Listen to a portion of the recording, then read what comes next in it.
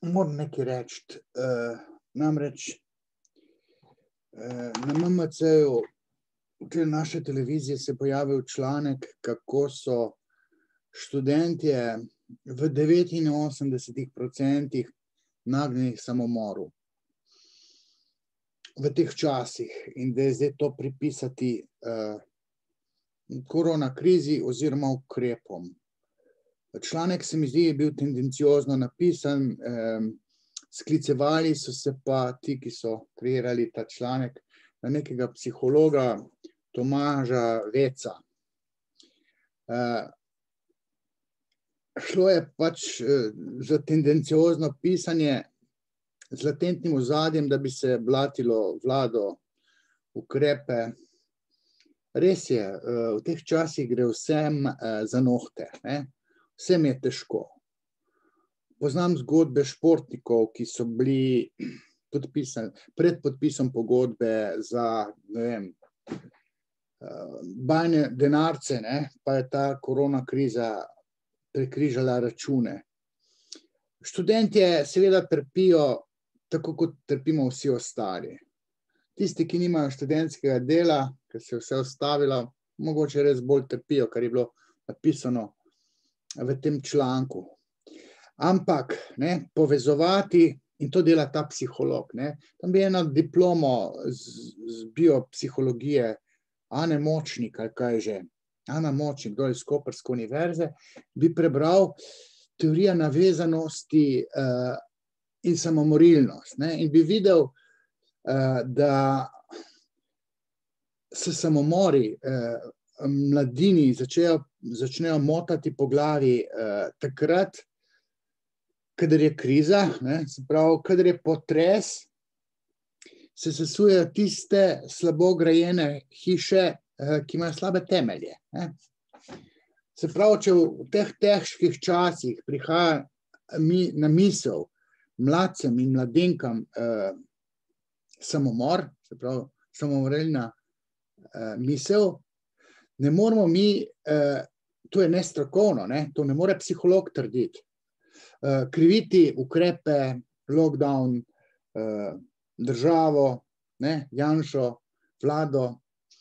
Ne moramo tak divji preskok narediti, ker iz teorije navezanosti Johna Bowleya pa Mary Ainsworth se ve, da če otroci nimajo tiste varne navezanosti na mamo, če pride do neke dezorientirane navezanosti, neke disfunkcionalne, se pravi nevarne navezanosti, anksiozne navezanosti, deteta, ne, otročička, dojenčka na mamo, če ta mama karieristična, ker mame danes so, ne, ker so zapadle v ideologijo feminizma, ki jo fura levica, ne, ko delajo kariero, ko bi morali dežurati okrog dojenčka. Dojenček mora biti dete, mora biti inventar matere, je zapisal najboljša mama vseh mam.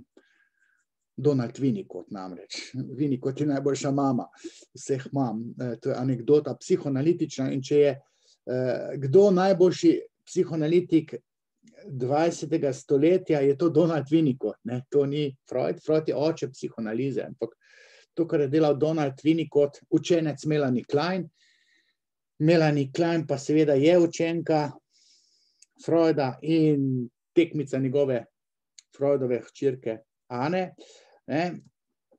Vse se ve, da mimo razumevanja človekove duševnosti, torej mimo Donalda Winnicotta, ne moremo razumeti otrokovo duševnost, otrokove duševnosti.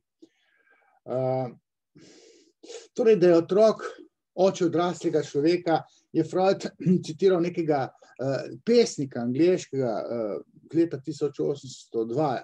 To mi se sicer pripisujemo Freudu, ne. Otrok je oče odraslega človeka. Vse, kar se v odraslosti, torej po puberteti začne dogajati osebi, človeku, se pravi, že pubertetniku, študentom, pa potem mlajšim odraslim, pa starejšim odraslim, tudi starostnikom. Vse to je treba povezovati, psihoanalitično gledano, z otroštvom. Ne more nek psiholog, ta Vec, trditi, ne, da zdaj se po teh korona časih, da bo treba nekaj spremeniti. Ne. NIJZ raziskave so pokazali, teh 89%, vsak 4. študent razmišlja o samomoru. Ja, mama je kriva. Sprožilec je pa korona kriza. In vse, kar sodi v to krizo. Ne. Mame zajebajo te svoje otročičke. Ker otročički ne čutijo, da je mama njihov inventar. Kar bi morali, ker grejo prehitro v službo, ker delajo kariero, ker se premalo posvečajo, intenzivno posvečajo otrokom. In to je problem sodobnega feminizma, ker ima v svojih ideoloških temeljih zapisano karierističnost mame, ne, kot nekaj normativnega, enakost spolov, ne, zakaj pa ne bi bili enaki, je zato, ker je mamica in mora biti inventar svojega otroka. Oče tega otroka je pa tujec, ki ga otrok pogosto pa zelo rad vidi. Ne. Oče je mlademu otročičku pomemben toliko, kolikor pomaga mamici. Ne. Odipalni očka, pa postane pri 3, 4, 5 letih pa kar pomemben. Ne. Prej pa mamica tista. In vse te depresije, anksioznosti, ki se pojavljajo iz neznanega razloga, ob raznih spložilcih, se navezujejo na otroštvo. Če v otroštvu se nekaj zalomi, če ni mamice, če dete preveč izolirano od mame, če mama razštelana, ne, se pravi, če otrok ne čuti te varne povezanosti z mamico, da mamica vedno tam je, vedno pride tista in dobra dojka in materin objem in pomiritev, in če tam nekje ti imenovan oče se sili zraven, neka varuška, neka stara mama, namesto ena in ista mamica, se temu otroku ob krizah začne dogajati marsikaj iz registra tesnobnosti in depresije. Ne? In zdaj pa to depresijo moramo razumeti skozi teorijo navezanosti. Tole sem rekel, da vam bom povedal, ker se mi zdi bistveno, ključno, da ne boste kar stereotipno kupili neko strokovno mnenje, ki ga poda psiholog, ne da bi